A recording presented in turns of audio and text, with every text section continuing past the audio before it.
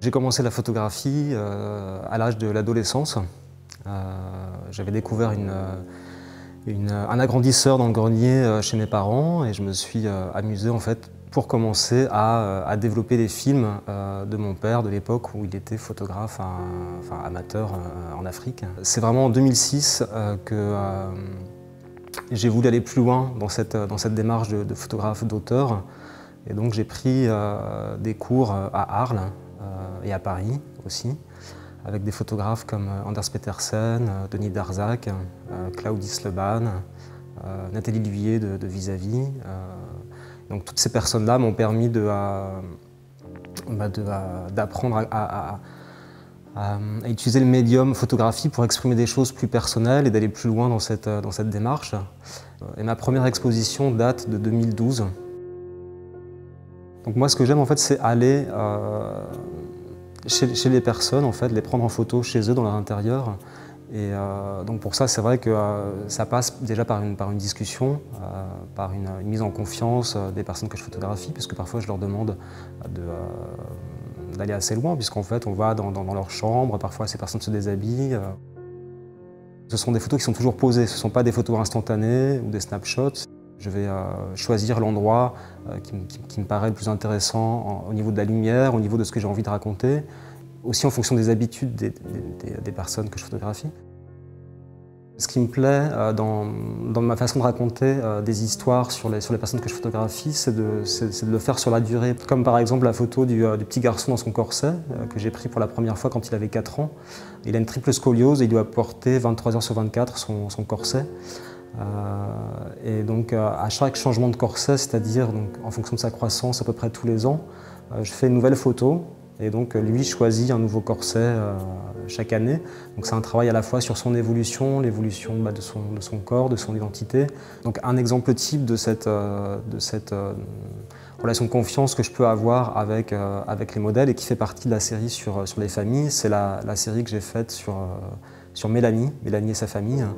Donc au départ, je devais prendre Mélanie en photo chez elle. C'est une jeune personne transgenre qui est en transformation de genre, donc masculin vers féminin, et dont j'ai eu la connaissance via une association LGBT. Et au départ, je devais la prendre en photo toute seule chez elle. Elle avait accepté. Et puis je suis arrivé donc près de Quimper, dans sa maison où elle était hébergée chez son père. Et finalement, ils ont tous accepté de poser pour moi. Donc son père, sa belle-mère, sa sœur, son petit copain. Ce sont des photos qui durent parfois 2-3 heures, que j'ai prises pour représenter le plus fidèlement possible ce que vit la personne, montrer le soutien qu'elle a de ses parents, de son petit ami, et montrer sa vie telle qu'elle est. Avec cette série, ce que je veux créer, en fait, c'est faire partie de l'expérience avec elle, être le plus proche possible, créer une intimité et créer aussi cette intimité pour le spectateur, cette empathie qui lui permette de ressentir toutes les émotions qui sont finalement universelles, que ce soit l'amour, la tendresse, tous les rapports humains en fait. La compréhension et l'empathie, c'est une façon d'améliorer la tolérance vis-à-vis du public de ce genre de personnes. Il y a aussi cette série sur Philippe et Yann-Pierre, qui sont deux hommes en couple dans un petit village dans les Monts d'Arrée, qui vivent ensemble depuis 25 ans et qui vivent en fait, qui sont instituteurs et professeurs, mais qui vivent dans une petite exploitation agricole puisqu'ils ont des cochons, des vaches, des poules, des moutons, etc. Et ils parlent breton, c'est leur langue usuelle en fait entre eux. Voilà, ils se sont mariés il y a 3 ans maintenant. Et donc j'ai voulu faire cette série puisque je trouvais ça intéressant justement de montrer la vie de ces personnes qui ont une histoire toute particulière, qui sont gays, qui vivent en Bretagne dans un petit village, qui est pas forcément l'imagerie ou l'image dans l'inconscient collectif qu'on peut avoir d'un couple gay. Et donc je trouvais ça intéressant et important de montrer aussi la la réalité de personnes qui ne sont pas forcément sur le devant de la scène, qui sont parfois des personnes invisibles dans notre société, et de montrer voilà, leur vie au jour le jour, dans leur exploitation. Et avec un éclairage que j'affectionne particulièrement, en fait, c'est en général un éclairage naturel, donc latéral. J'utilise rarement des lumières artificielles, en tout cas en intérieur. En général, je fuis le soleil, j'aime pas trop le soleil, j'aime bien les ambiances un peu cotonneuses. J'aime bien quand le ciel est gris, parce que ça me permet d'avoir moins de contraste dans mes images et plus de douceur.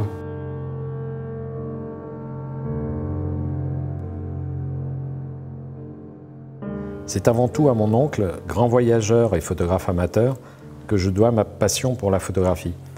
J'ai des souvenirs marqués par des soirées de projection familiale qu'il organisait régulièrement. Sur le rideau blanc, ces séquences d'images en transparence, chargées de mystère et d'histoire, ont construit mon imaginaire d'enfant. Adolescent, j'ai vite compris que l'image allait devenir le meilleur moyen de partager mes émotions. Autodidacte au long cours, je n'appartiens à aucune école, si ce n'est celle des photographes qui sont au cœur de mes références. Harry Callahan, Lee Friedlander, Louis Guiguieri ou Joseph Koudelka.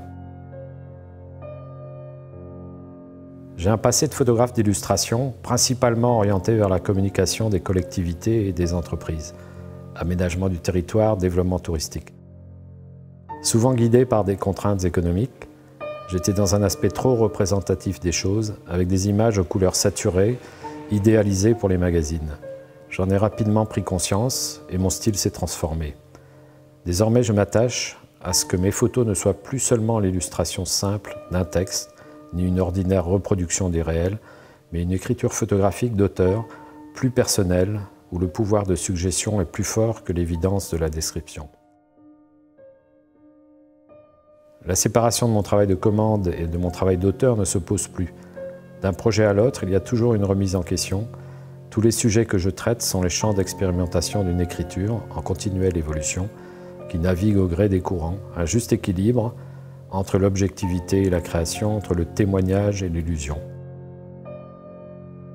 Pour mener à bien cette série Fragiles apparences, j'ai investi mon territoire, j'ai parcouru pendant des mois les départements bretons, avec l'idée de raconter mon pays en questionnant l'évolution du paysage, ces changements successifs produits par nos modes de vie. Artiste du peu et du vide, du silence et de l'espace, je suis quelqu'un de discret qui s'interroge constamment sur la façon d'appréhender les espaces ordinaires, de composer avec chacun des éléments présents afin d'y trouver un sens et de traduire une émotion, de traduire mon émotion. Une lumière homogène et douce, une prise de vue souvent frontale, une absence de contraste violent et une légèreté dans les tons donnent à l'image une plasticité assez forte, même si les lieux sont faibles et délaissés. Leur transformation photographique les rend attachants. C'est le pays tel qu'il est, tel que je l'ai exploré, qui apparaît. Les images ne décodent pas tout, elles racontent et constatent.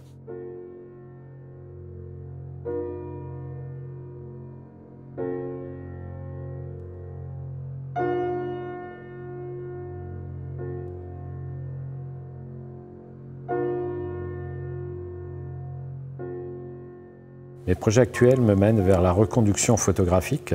En mutation perpétuelle, le paysage breton change, se transforme rapidement. Il change parce qu'en grandissant, la végétation le ferme, parce que l'homme plante, défriche, bâtit, démolit, bouleverse. Il change aussi beaucoup plus fortement sous l'effet d'actions publiques, à l'exemple des routes, des ronds-points, des panneaux, des entrées de villes et des centres-bourgs. Il n'existe que très peu d'indicateurs et de repères disponibles pour mesurer et rendre compte de cette évolution temporelle du paysage. Seule la photographie, et plus particulièrement la reconduction photographique, permettent d'observer fidèlement ces mouvements. La reconduction en photographie, c'est la reprise de vue à l'identique d'un même lieu à des périodes plus ou moins régulières. Cette méthode demande par expérience une certaine attention. Position, appareil, cadrage, focale, heure et lumière doivent être similaires. Toute différence trouble la comparaison. Je me suis engagé dans ce projet de reconduction photographique il y a quelques mois et je pense que j'en ai maintenant pour quelques années.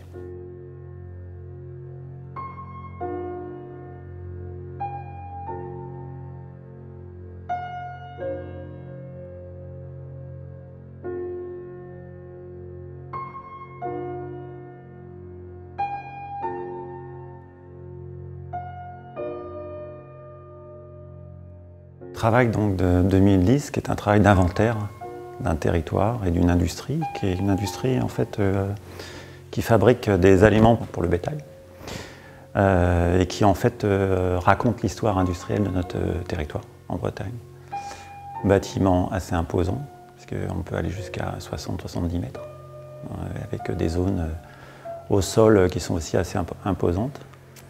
Donc c'est un travail d'inventaire qui a réuni aussi des acteurs et des partenaires. C'est important de le citer, c'est-à-dire que c'est un projet que j'ai engagé avec la région Bretagne, le conseil départemental, le ministère de la Culture, l'université de Brest. Les industriels, sans quoi ce serait un travail impossible, puisqu'il faut une permission pour photographier et entrer sur les sites.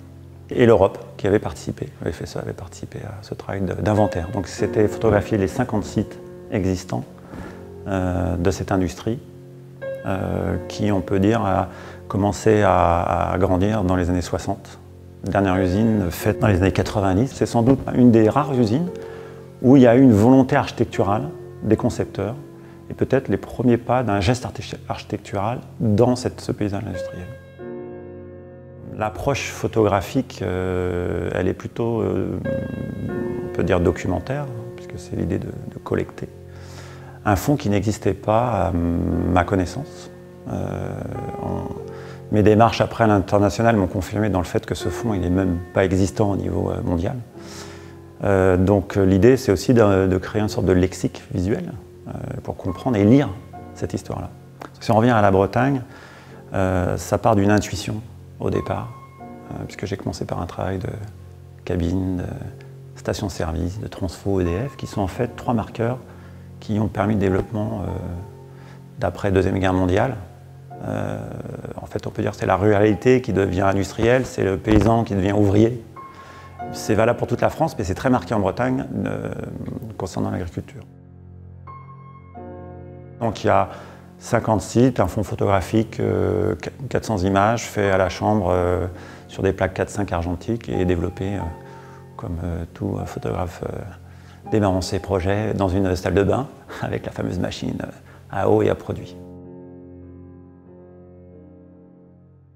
Finalement, c'est une histoire industrielle peu connue sur 30 ans et je voulais aussi que les citoyens et les professionnels se réapproprient cette histoire industrielle parce qu'elle a marqué pas seulement le paysage, mais aussi les histoires sociales, les histoires professionnelles. Et pour interroger ou pour interpeller, j'ai fait le choix d'un cadrage assez serré où la star, c'est le bâtiment. C'est un lieu de travail, les gens ne sont pas présents, c'est pas un travail de portrait, plutôt un portrait d'architecture, on va dire. Mais c'est pour interroger aussi, finalement, qu'est-ce que c'est une fabrique? Où sont-elles? Qui sont ces acteurs principaux? Et le travail que j'ai aussi réalisé avec l'ensemble des partenaires, c'est aussi, à un moment donné, des rencontres. Donc j'ai organisé une conférence en 2011 qui a réuni tous ces acteurs-là. Voilà, ça c'était important pour moi d'être aussi dans la médiation culturelle et pas seulement dans l'acte de la photographie de collecte. Pour revenir à l'image et un petit peu au process de l'image, donc assez neutre, noir et blanc. Du blanc, pourquoi? Parce qu'on est dans un pays où il fait souvent gris, c'est vrai, mais le gris apparaissait comme une façon de dessiner la photographie sur les plans des tirages. Donc là, il y a un choix de créer une petite confusion entre le dessin et la photographie, qui ramène à l'architecture, à l'histoire de l'architecture, qui est quand même un premier coup de crayon. Tous ces tirages ont été réalisés par Sten Lena, qui est sur Les Ardrieux, qui est un homme qui a connu l'évolution de la photographie, de l'argentique au numérique, qui me suit encore et qui me suit sur mes travaux couleurs, en numérique du coup. Mais je lui dois aussi une part de construction de ce projet parce qu'on a partagé cette aventure aussi de dessiner un langage. J'ai poursuivi ce travail de collectage sur les 5 continents. Bon, j'ai envie de vous inviter à parcourir ce livre-là parce que donc ça c'est mon premier livre monde où on trouve là du coup un travail en couleur. Donc on a l'Australie, on a 14 pays en Europe, on a le Japon, la Turquie, le Brésil, avec des petits détails parfois de... Voilà, ça c'est Ce qui est étonnant, c'est qu'on trouve des matériaux aussi, par exemple ça c'est en Australie, mais c'est typiquement belge, puisque c'est de la brique rouge. Donc c'est assez passionnant.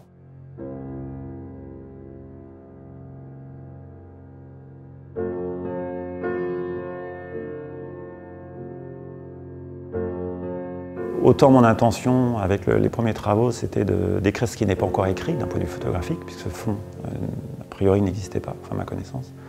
Et autant cette approche un peu esthétique, je voulais l'amener dans les lieux professionnels de ce secteur. Et donc j'ai cette année un premier stand, qui est un pavillon d'art, qui est dans des salons professionnels où on a des machines, on a ce que constitue l'usine avec ses matériaux, avec ses circuits électriques. Et voilà. Et donc l'aventure se prolonge pour mettre à un endroit où on n'a pas l'habitude de voir et d'être une démarche photographique.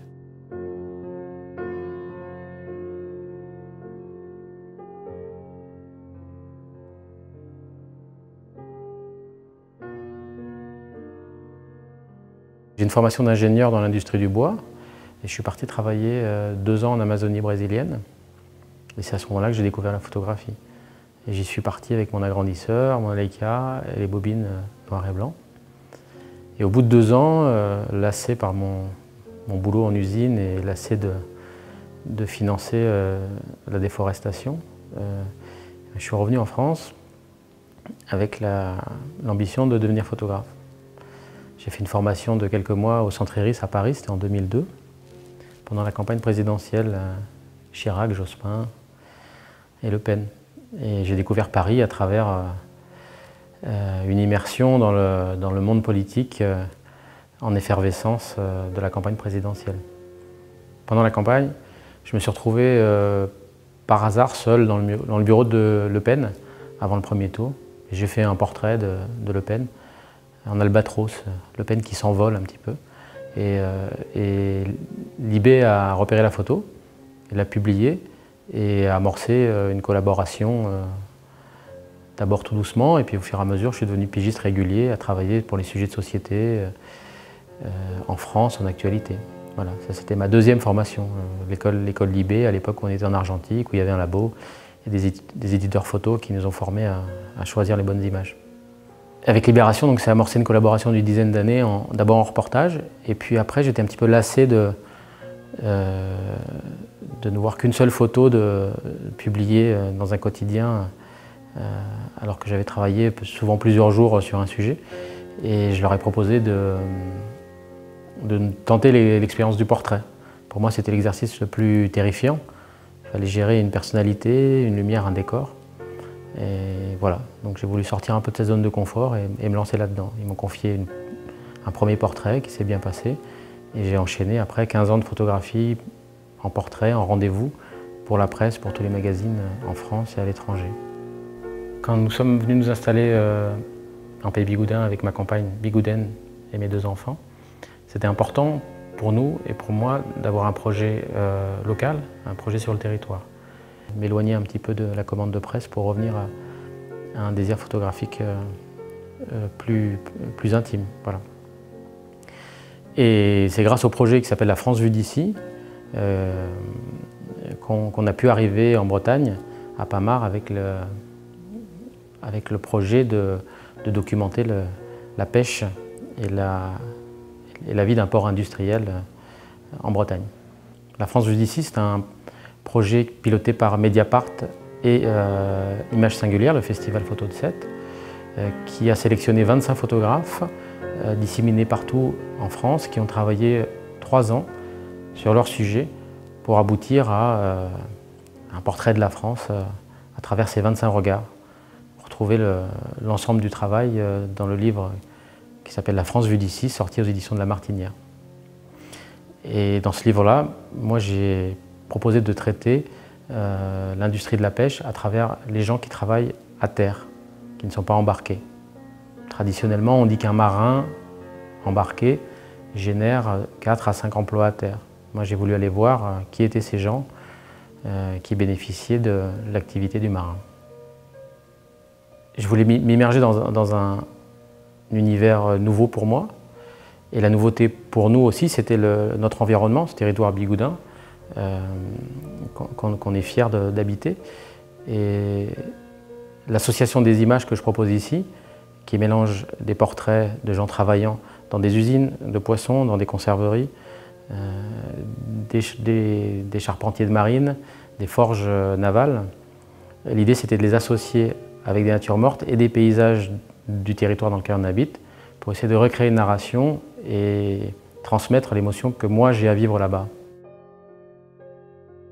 Le travail montré ici s'intègre dans un projet plus global sur le territoire du pays bigoudin que j'ai complété grâce à la commande du ministère de la Culture pilotée par Cet Avoir sur la jeunesse en France. Et je me suis intéressé à la jeunesse bigoudaine et la jeunesse qui décide de rester, plutôt de manière minoritaire, contrairement à ceux qui, majoritairement, quittent le territoire pour rejoindre la ville. Ce qui m'intéressait, c'est de savoir pourquoi ces jeunes-là décidaient de rester et quelles étaient les conséquences professionnelles et quel type de concessions ils devaient faire pour pouvoir développer une vie localement. Le prochain projet est la finalisation d'un travail amorcé il y a quelques années dans un royaume au milieu des États-Unis, dans l'État du Vermont, le royaume du Nord-Est.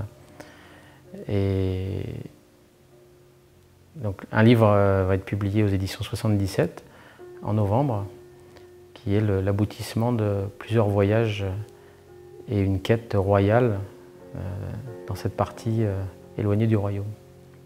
Je suis parti à plusieurs reprises à la recherche du roi, dans un petit territoire à l'échelle d'un département français, qui s'est autoproclamé royaume il y a une soixantaine d'années, alors que le gouverneur de l'époque de l'État du Vermont, voyant la population un petit peu insoumise de cette région, avait décidé de les appeler les habitants du royaume. Voilà, c'est une sorte de conte photographique un peu déglingué qui, comme pour ce travail sur le pays bigoudin, s'intéresse au territoire et mélange des portraits, des paysages et des natures mortes.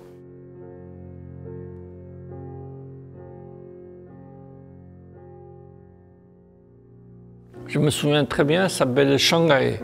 C'est l'appareil photo, c'est une copie de... c'est pas directement du copie Leica, c'est indirect de Leica. C'est copie de l'appareil russe s'appelle Zorki. Voilà. C'est un appareil très très mal fabriqué. Il est en peine tout le temps, l'image est floue parce que l'optique est très mal fait. 67, plein de guerres civiles. Pour ça, j'ai commencé à approcher la photographie. Et 68, c'est l'arrestation, c'est terrible, la société. 60, et après 70, plus calme. Janvier 71, parce que la Chine était décidée, orientée vers l'industriel. Parce qu'ils se sont dit qu'ils ont perdu la vitesse de course avec le reste du monde. C'est le numéro 2 de la Chine qui dit que tiens, on va lancer notre industriel, on va être le meilleur. Pour ça, je suis devenu marin. L'autre, certains dans des usines, et aussi il y a des camarades rentrent dans une mine du charbon aussi. Ça dépend parce que c'est quelqu'un, le chef cherchait un liste, hop, c'est 20 personnes rentrent là et l'autre par là. Voilà, c'est comme ça. C'est aucun ton avis. Et à partir de ce moment-là, les unités de mon travail, ils savent que je sais faire du photo. Je sais développer, je sais faire du photo. Et de temps en temps, ils m'ont demandé de faire. Par exemple, le scène du chantier. Il m'a demandé fais le photo. Mais c'est toujours sur le bateau. Je suis monté dans les étages, je photographiais. Avec c'est pas de Rolleiflex, c'est ressemble, mais c'est aussi Shanghai. On chargeait avec ça s'appelle comment c'est comme voilà, comme Rolleiflex. Aussi, il y a de l'enterrement aussi. Il y a des marins, ils tombent dans l'eau, ils meurent. C'est l'enterrement, il faut faire les photos. Pour ça, c'est un moyen pour tricher au travail de marin, parce que ça me repose quelques jours. Voilà, c'est ça. En 89, c'est le printemps de Pékin. J'ai fait les photos, mais j'ai rien envoyé. J'ai laissé chez moi et je suis venu avec un négatif développé. Voilà, en France. Mais même à l'aéroport, il y a de la presse. Et sorti tout de suite de l'argent, il veut acheter des photos. Mais j'ai rien donné. Ça c'est pour moi, je ne veux rien donner aux autres. Après ce travail-là, le travail de Platiamen, j'ai fait une exposition avec Laura Serrani à Fnac Étoile à Paris. Jusqu'à 1994. J'ai pris un dîner avec Robert Bletch. Robert Bletch, c'est le patron de l'agence Contact Presse Images. C'est lui qui a monté cette agence à New York. Il a un bureau à Paris. Mais avec Contact Presse, il m'avait présenté à Figaro Magazine, premier travail. Pour ça, j'ai pu avoir de vraies commandes à partir de 1994. Mais c'est depuis que je fais de parution dans des presses internationaux, c'est devenu très vite. En 1996, j'ai déjà gagné Vol Presse Photo. J'ai déjà fait Géo France et tout de suite Géo Allemagne. Et après, j'ai fait même la couverture de New York Times Magazine dans la même année, jusqu'à jusqu'à l'année 2000. Et à cette période-là, pendant 2 ans, je suis nulle part, je travaille tout seul. Et après, entre 2000, je suis rentré dans l'agence Gamma, parce que c'est à cause de François Caron que j'ai de conférences. Je suis rentré jusqu'à la fin de l'agence Gamma. Le travail de parage du Trois-Gorges, c'est moi qui a proposé le sujet. Curieusement, j'ai fait une première parution dans New York Times Magazine, 2 reportages dans le même numéro avec la couverture. Même je ne suis pas rentré en France. J'ai déjà reçu un email de New York Times Magazine pour me demander de faire un tour dans le chantier du Trois-Gorges. C'est le début de ce gigantesque travail de barrage, le plus grand barrage du monde. Parce que le premier voyage que j'ai fait pour la construction du barrage du Trois-Gorges, c'était mois de janvier ou février de 1996. Le dernier voyage que j'ai fait sur le barrage du Trois-Gorges, c'est je crois, août-septembre de 2012. La première connaissance entre moi et Bretagne, c'était en 1998, à l'occasion du festival photo de Quimper. J'ai montré une série de photos panoramiques en couleur sur la Chine.